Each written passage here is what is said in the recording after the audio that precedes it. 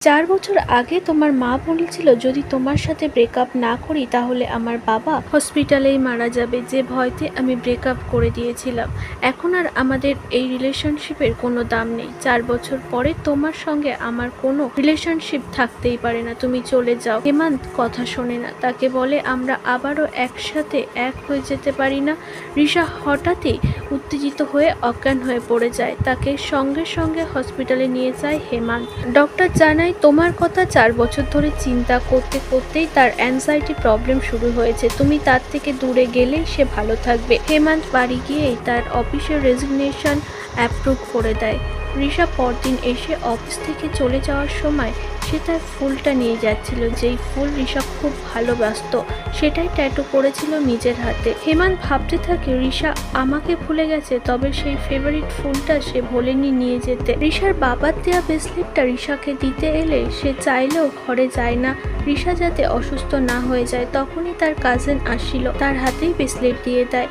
হেমন্তকে ঘরে যেতে বললে হেমন্ত বলে না আমি যাব না, চুপচাপ চলে যায় সেখান থেকে। তার কাজিন ফিল করে হেমন্ত অনেক কষ্ট পাচ্ছে, সে ঘরে গিয়ে রিশার হাতে ব্রেসলেটটা দিয়ে হেমন্তের ব্যাপারে তাকে বোঝায়, তাকে বলে যে তোমাদের ব্রেকআপের পেছনে হেমন্ত কিন্তু কোনোভাবেই দায়ী ছিল না, তোমরা আবারও এক হয়ে যাও। হেমন্ত অনেক বেশি কষ্ট পাচ্ছে, সে হেমন্তের বাড়িতে আসে। রিশাকে দেখে হেমন্ত অবাক হয়ে যায়। রিশা স্মার্টলি বলে লিওর কথা মনে পড়ছিল, ওকেই নিতে এসেছি, পাসওয়ার্ড আমি ফিল করেছিলাম যে আমার নামেই আছে।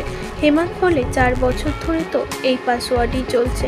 রিশা তুমি লিওর সাথে আমাকেও নিয়ে যাও, আমাকে একা ফেলে যেও। রিশা তার পাশে বসে তার মাথায় হাত বুলিয়ে বলে এত বছর ধরে আমি একটা দিনের জন্য তোমাকে ভুলতে পারিনি।